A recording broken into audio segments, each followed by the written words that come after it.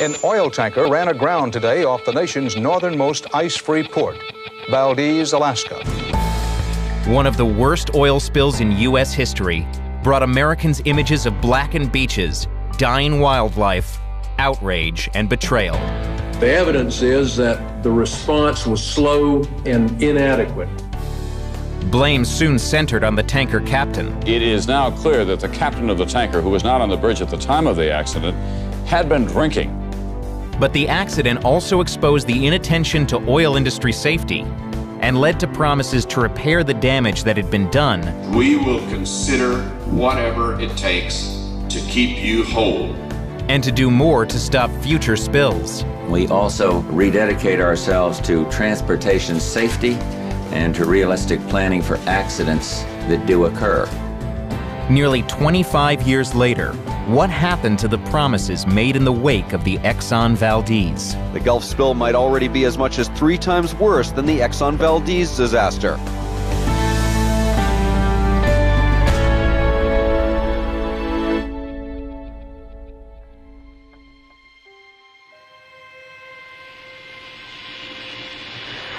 We've fetched up on the ground and evidently only getting some oil.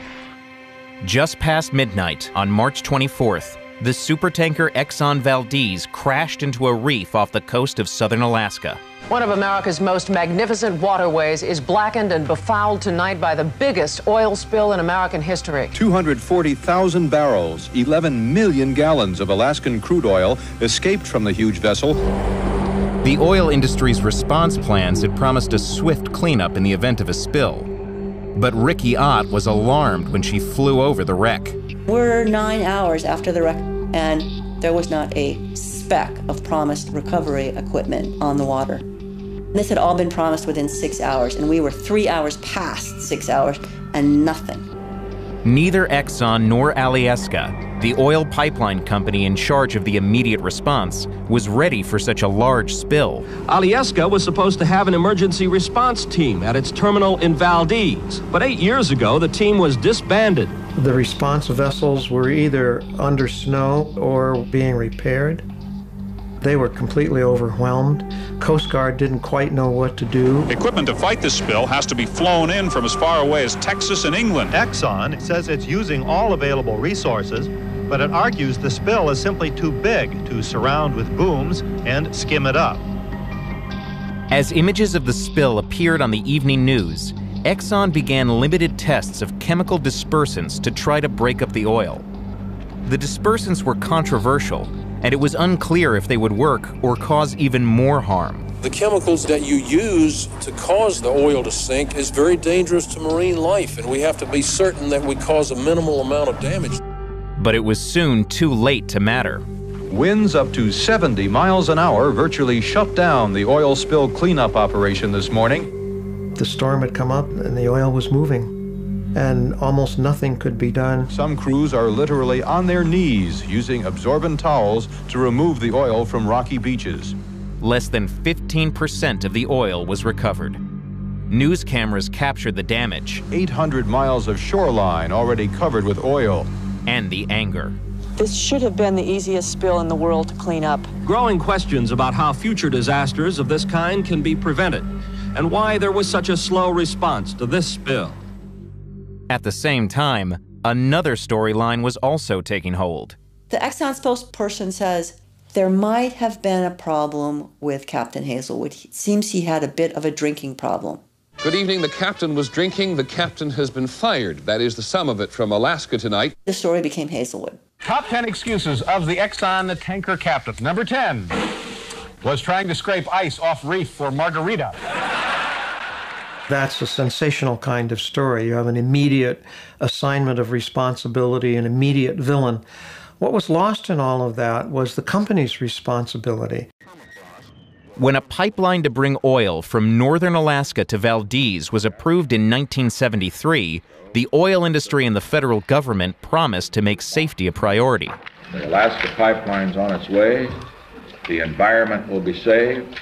The government initially supported double-hulled tankers and a high-tech navigation system in Valdez. We were given blanket assurances about safety and spills. In retrospect, I erred in not making sure that what was said was not put in writing. Those promises never materialized, and when the state of Alaska passed its own safety law, the oil industry sued, saying the law infringed on federal authority. The court threw out the state's plan, so no double-hulled tankers, much more freedom to determine where the navigation channel would be. When the pipeline first opened, tankers were closely monitored by the Coast Guard and stayed in the shipping lanes even when they were clogged with ice flows. Instead of diverting out of the channel, they were supposed to slow down. But by the time the Exxon Valdez left port, the Coast Guard routinely allowed ships to leave the channel to avoid the increasing amount of ice. Slowing down was not something they want to do because time is money.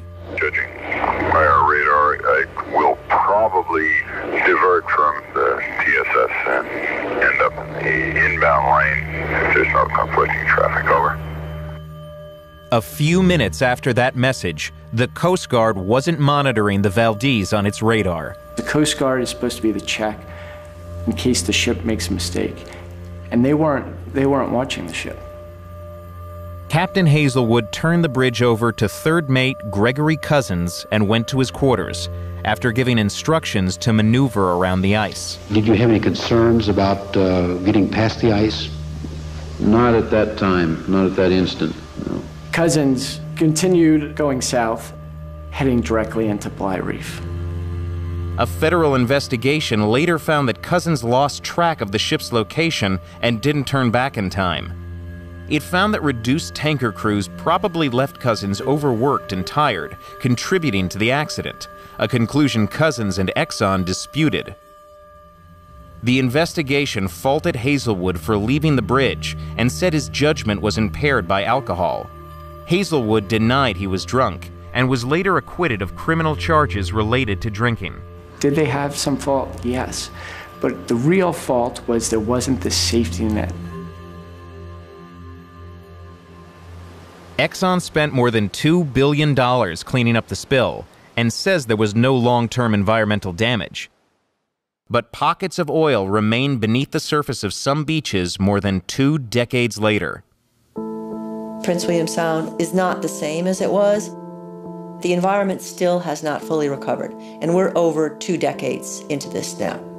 Exxon paid $300 million to those hurt by the spill, and a jury later awarded another $5 billion in punitive damages. Exxon appealed, delaying the case for 14 years and leaving lasting bitterness in Alaska. 4,000 of the original plaintiffs have died since the Exxon Valdez. In 2008, the Supreme Court cut punitive damages to 1/10 of the original amount.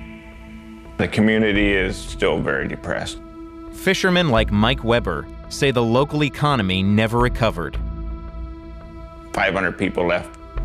That's a lot in a small community. I'll never recover from the oil spill. After the spill, Exxon became an industry leader in safety, and millions of federal dollars were designated for cleanup research. Congress required better contingency planning, double-hull tankers, and tugboat escorts in Prince William Sound. We were now making traffic out of Valdez probably the safest line of passage anywhere in the globe. The explosion happened at the Deepwater Horizon rig Tuesday night. Now everyone's hoping and praying that the Gulf of Mexico rig doesn't turn into an environmental disaster. We're going to fight it, subsea, on the surface, and on the shore. After the BP oil spill, a presidential commission found that many lessons of the Exxon Valdez had been forgotten in the pursuit of offshore oil drilling. I used the phrase that the offense got way ahead of the defense. The potential risks had increased dramatically, but there'd been no commensurate increase in our capability to avoid an accident or to respond to it. It found that the major oil companies had made only a minimal investment in new response technology, and the government spent less than half the authorized amount on cleanup research. The emphasis is always on preventing these things from occurring, because when they happen, we're not very well equipped to deal with them. The news was again filled with the struggle to contain a massive spill. Using much of the same crude cleanup technology used 20 years earlier. We're still relying on booms, still relying on skimmers, still relying on shovels. And response plans that were again unrealistic. Lawmakers are alarmed that BP's competitors have given the government nearly identical emergency response plans. Those plans include steps to protect wildlife that does not even live in the Gulf. And the government authorized BP to use nearly 2 million gallons of dispersants, though many of the same questions were still unanswered. The key question that scientists are trying to figure out is whether oil dispersants in the deep ocean do more harm than good. The commission also found that while tanker safety improved after Valdez, the oil industry resisted new offshore drilling safety rules. It was reflective of a culture in the offshore oil industry. We ended up 20 years after Exxon Valdez with an even more serious incident, but no better prepared to avoid it or deal with it. The other oil companies, including Exxon, have denied that a systemic problem exists. We would not have drilled the well the way they did. 3 years after the spill, new commitments have once again been made to improve spill prevention and response. 3 years out from Exxon Valdez, there was still a deep commitment to applying the lessons that had been learned. 10 years out, that commitment had substantially eroded. If you come back in the year 2020 and ask, what have we learned? Are we safer? I think we'll know whether we really learned the lesson of Exxon Valdez.